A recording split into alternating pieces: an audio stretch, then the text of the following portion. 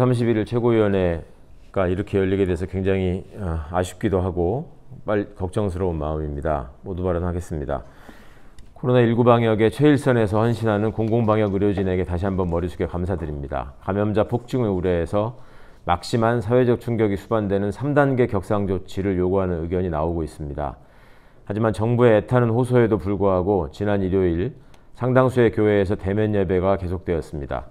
과연 무엇을, 누구를 위한 소행인지 개탄하지 않을 수 없습니다. 극우적 망동을 거듭하던 의사협회장을 앞세운 일부 의사들은 환자의 생명을 담보로 결사항전을 선택하였다는 비판을 받고 있습니다. 하필 이 엄중한 시기에 응급치료마저 공백을 가져오는, 그래서 희생자를 낳을 수밖에 없는 행동이 과연 공동체를 지키는 최선의 방안인지 성찰해 주실 것을 간곡히 부탁드립니다. 회원들의 취약한 참여와 대표성을 확보하기에는 여러모로 미흡한 의사협회장의 선출구조가 낳은 불행한 선택입니다. 정부는 미중유의 전염병 확산 사태와 대통령의 당부에도 불구하고 일부 의사들의 독선에 따른 집단 행동이 이어질 경우 공적 기능과 책임을 집중하여 공동체의 안전을 지키기 위한 응분의 조치를 해야 할 것입니다. 설사 정부의 정책 수립 과정에서 미흡한 점이 있다 할지라도 하필 이토록 위험한 시기에 일부 의사들이 환자의 생명을 담보로 하여 벌이는 집단 행동은 국민들의 공감과 지지를 얻지 못할 것이며 그 목적의 정당성을 송두리째 부정당하는 결과로 이어질 수밖에 없을 것입니다. 아무쪼록 그동안 국민들이 보냈던 성원과 감사의 마음을 잊지 말고 공동선을 위한 책임을 외면하지 말아주시기를 바랍니다. 정기국회가 시작됩니다. 국회는 현재의 위기를 극복하고 미래를 대비하는 구심점이 되어야 합니다. 장기화되는 코로나19 사태, 이상기후에 따른 자연재해, 가짜뉴스의 삼중창고라는 현재에도 우리는 정치와 경제를 개혁하고 과학기술을 재편해서 미래를 대비해야만 합니다. 세계 최저 수준의 합계 출산율에 담긴 우리 사회의 미래에 대한 절망은 없는지 깊이 성찰하여 더 평등하고 공정한 선진사회의 기반을 다져나가야 합니다. 유능하고 기민한 대처와 협력으로 이후 등장할 인공지능 시대와 유전자 편집 시대라는 기술적 전환뿐만 아니라 신종감염병, 기후변화, 대량실직이라는 미래사회 3대 재난에 대비할 수 있도록 국회가 그 기틀을 마련해야 할 것입니다. 이낙연 대표님을 비롯한 더불어민주당의 새 지도부 출범을 축하드립니다. 진취적이고 포용적인 리더십을 통해 현재의 난국을 타개하고 외면할 수 없는 시대적 과제인 정치, 언론, 권력기관의 개혁에 함께하는 든든한 동지가 되어주시리라 믿습니다. 이상입니다.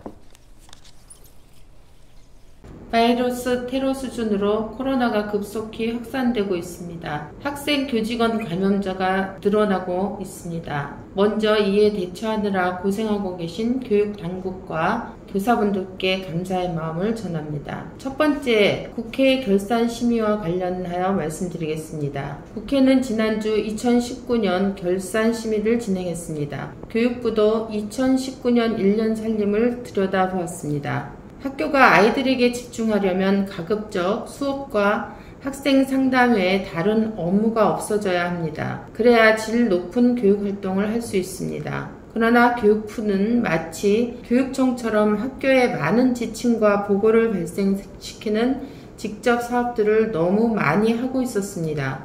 여전히 75년 동안 이어져 왔던 획일주의, 관료주의 관행이 계속된 결과입니다. 교육 선진국에서는 개별화 교육이 논의되고 있는 시대입니다. 교육부가 세세한 것까지 직접 사업을 하거나 일일이 지침을 내리는 건 국제 위상이 높아지고 있는 대한민국에 걸맞지 않은 교육 행정입니다. 교육부는 중앙교육을 책임지는 기관답게 교육 정책의 큰 방향을 수립하고 사업이 아니라 학교를 지원하는 기관으로 변화해야 합니다. 두 번째, 코로나 입시와 관련된 것입니다. 코로나로 정상 수업을 받지 못한 올해 고3의 특수성을 감안해 특별한 입시 대책이 마련되어야 한다고 지난 6월부터 여러 자리에서 이야기해 왔습니다. 재학생의 불리함을 완화시키기 위해서는 최소한 재학생 중심 전형인 수시 전형에서만이라도 수시와 정시를 동시에 준비해야 하는 부담을 덜어줘야 한다고 주장했습니다. 그러나 그런 주장은 그저께 발표된 대교협의 올해 입시 방안에는 포함되지 않았습니다. 너무나 안타까운 일입니다. 9월 3일부터 수능 원서 접수가 시작됩니다.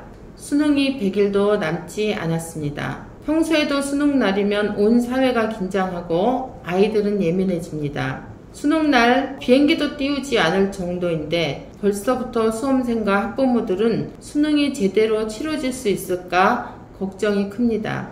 교육부는 수능에 대한 불안을 최소화하기 위한 정책을 마련해야 합니다. 지금 코로나 대비 교육부의 대책은 고사실당 28명이었던 인원을 24명으로 줄이고 당일 확진자나 유증상자의 격리 고사 방안을 마련하는 것입니다. 이것으로는 충분하지 않습니다.